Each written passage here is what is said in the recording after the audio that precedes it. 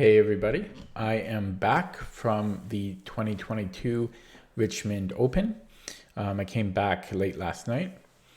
Um, I've got the first round here. Oh wait, that's the wrong one. Where is it? Oh, here. I've got the first round. I won't turn it over so you can't get a spoiler. Um, I actually recorded some videos while I was at the tournament, but I was a moron, and my phone was on photo mode instead of like video, so I only managed a few, most of my videos just ended up as still photos. But before I continue, I will include one of the videos that I recorded from the first before the first round, so I'll show that now. Hey, so I'm an absolute idiot, and I made some videos earlier in the day. How come I'm zoomed in so much? I don't know why, because I'm on a selfie. I gotta hold it way out far. Yeah, but I was an idiot, and on my phone I recorded, not recordings apparently, not a video, but photos. So it's not a big deal. I didn't have anything that interesting. But long story short, I woke up at 4:50 to start traveling to go to this tournament. I'm here now, obviously. I just finished help setting up the boards as as a volunteer to help them set up. And the pairings are up, so I'm hoping to prepare against my opponent a little bit. He's actually somebody who has visited my stream before, so we actually said hi because he was another volunteer. But now I'm going to try to prepare against him while I can. So that's it for now. I have to go back to help register people in about an hour. So I'm going to prepare as much as I can in an hour and then go down, and then the first round starts at 6. And I did prepare some stuff, but I think I only actually spent about maybe 20-30 minutes preparing. Basically, I was just looking over. I was basically just reviewing my repertoire on what I play. It wasn't like I didn't do anything super deep. I was just remembering a couple of the move orders that I played. And yeah, my first round opponent was Ashton Taylor, rated 1702 CFC. And I actually know Ashton. I've seen him around in past tournaments. I've never talked to him before though, because he actually has dropped into my stream numerous times before, so I've talked to him on my stream excuse me, a lot before. So I was also a bit nervous because since he knows me, like he might know what I play, and fortunately he was one of the other volunteers, so he would have had about as much time as I did to prepare. But I don't think he would really do any deep preparation because he is higher rated and stronger than me a little bit. Okay, so enough blabbering. I've already analyzed this game with the computer, and it's not a long game. So this is going to be a pretty short video, and I will have round 2 up soonish. I don't think I want to put the videos back to back like every day. That might be too soon. So I might spread them out every 2 or 3 days, unless you guys really want them day after day. Okay, sorry. So yeah, I was right, obviously. And I should mention that I did play Ashton in a CFC rated online tournament back in, I think, 2020. And that was a rapid game. I think it might have been,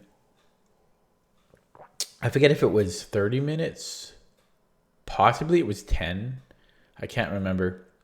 And I was actually winning, I think, the whole game, and then I blundered the end game terribly, and then I lost, and I was pretty upset with myself for doing that.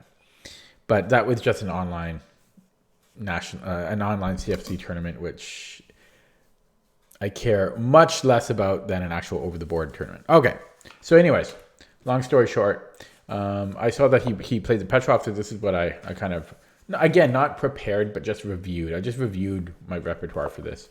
And yeah, he responded with e5, knight f3, and knight f6 for the Petrov. So here we go. So this is all mainline theory, nothing too interesting yet. I don't know why I'm looking at my notes. I mean, I record the move times on it, but there was nothing interesting about the move times. Except for the fact that, yeah, I'll say that. Okay, I'll mention that at the end. But basically, Ashton wasn't using any of his time because he was basically always in prep. Okay, so this is all just mainline stuff. I'm not going to really discuss the moves because this is all super mainline. If you're interested in it, you can feel free to learn about it and analyze it on your own. But this is all mainline stuff. Okay, so castles and played rook e1. Now, rook e1 isn't mainline. c4 is, but those two moves transpose most of the time. I do play rook e1 first. That's just my own personal repertoire move. Basically because I think the engine gave it maybe 10 or 20 centipawns better. But it's not really a big deal, c4 or rook e1. And here, my prep is that, because I've seen, I looked at Ashton's games. Every single one of his games here, he played rook e8. And so that's what I prepared for. And instead, he played bishop f5, which really surprised me. Now, bishop f5 isn't unusual. It's actually the main line, according to the Lead Chess database here. And it's not new to me. I've played against it online like numerous times. I mean, it's a pretty normal move.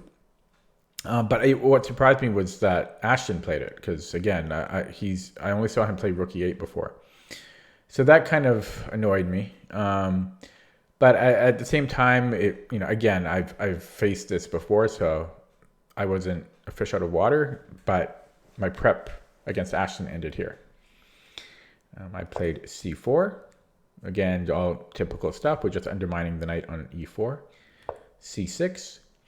And here I played the main line. Although when I played it, I kind of noticed Ashton's face. Like he seemed a bit, I don't know if surprised is the right word. Well, let me play it. I played queen b3. But he did seem kind of surprised. Again, not shocked, but he seemed a little bit surprised that I played queen b3. Like knight c3 and queen c2 are other moves here. You can also take on d5 apparently. But I don't know. I'm probably reading too much into it. But yeah, he did seem a little bit surprised to me. And he played queen d7. And I think I thought for a while here. Let's see. Yes, I did. This was my first think in the game. And I thought for 9 minutes. No. 8 minutes, I think. Yeah. I thought for 8 minutes on this next move.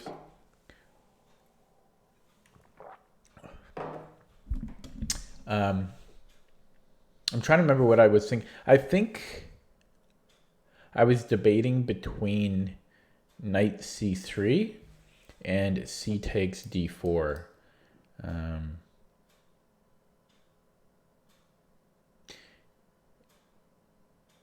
Yeah. Yeah, I think that's what I was debating between. And sorry, let me just check my notes, what I actually have in ChessBase here.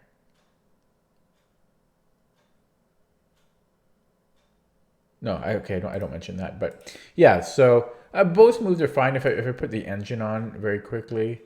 The computer is giving slight preference to knight c3, but it's not even worth talking about.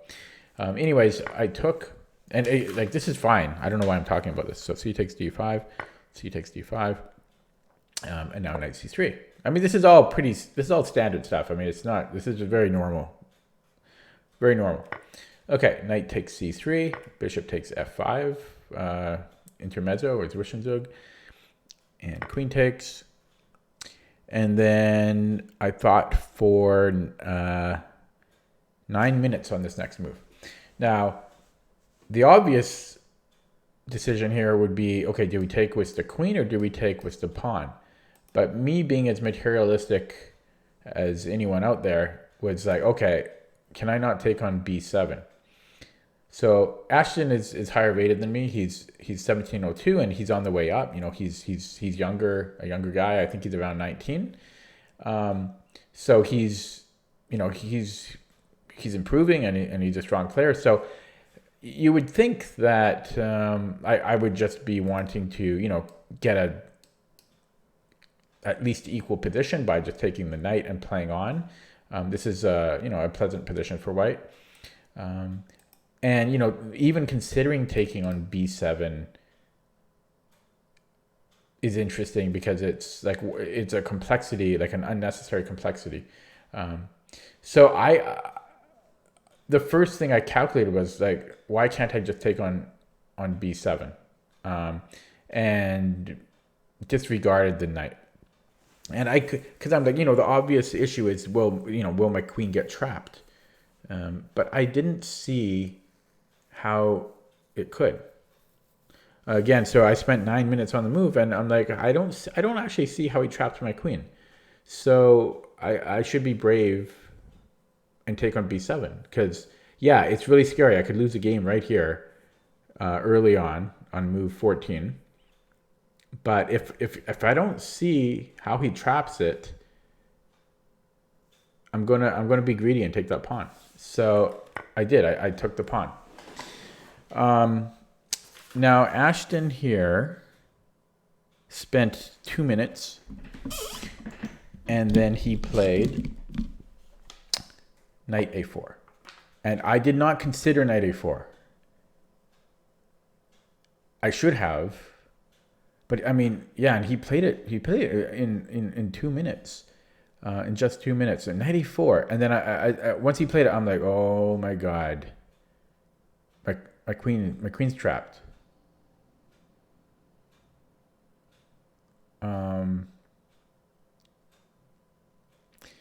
Because if I take the rook on a8, he has queen d7, followed by knight b6 or knight c6, I believe. Yeah. And if I don't take the rook, well, let's not forget about this knight that has just escaped.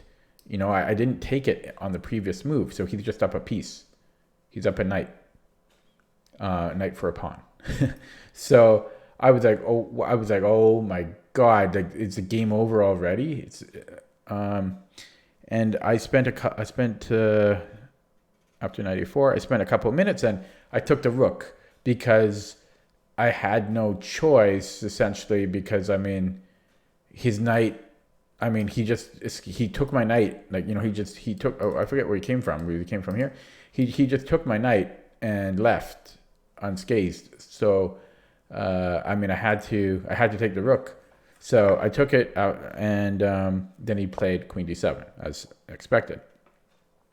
And then here I thought for 13 minutes, you know, I know that I pretty much resigned the fact that I have lost here. As soon as he played knight a4, it only took me about 5-10 seconds to realize that my queen wasn't coming out. But I thought here for 13 minutes just to see was there anything I could do, or even get some type of counterplay or some type of compensation. Is there anything? I couldn't see anything. There's nothing here.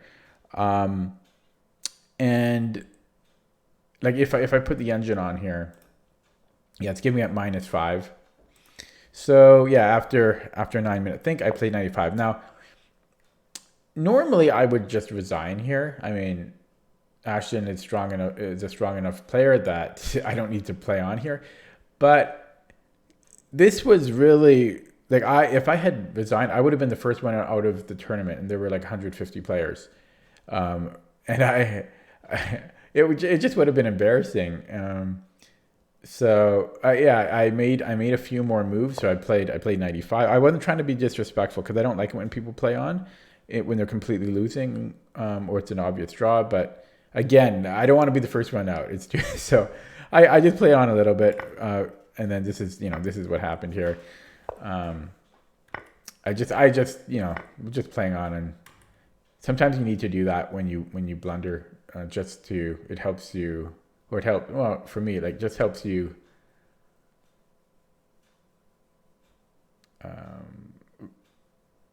get that closure in a way. And it's a bit less embarrassing when you just play on a few moves. I don't know. It's just a bit of momentum that you sometimes do. I just played a few moves, and here I've resigned. So yeah, a terrible first round. It was a freebie for Ashton. I think I could have given him a really good game, made him really work for it, because I know I'm capable of doing that. And so, I gave him a complete freebie. Now, after the game, I talked to him for quite a while, like an hour. Well, maybe not an hour, but quite a while. 45 minutes, maybe half an hour. With COVID rules, we're actually not supposed to, like, there's no Skittles room, and we're not actually supposed to talk to our opponent. But I took him out. Well, I met him in the hallway, and we were socially distant still, but yeah, we talked about it. We talked for a long time, really. It must have been like 45 minutes. And he said that this night, like, this was all, he knew this was all prepared. Not prepared for me specifically, but he knew about this line. He knew about this trap, this knight a4 trap. And again, this is a bit of a sideline. This isn't like mainline. Because we deviated a little bit. Like, I played, rook e1, which is already second main, and then he, like, and even when he played, like, okay, let me just start back here. So bishop d6 is second main, and then this is second main of that second main, and then this is main line.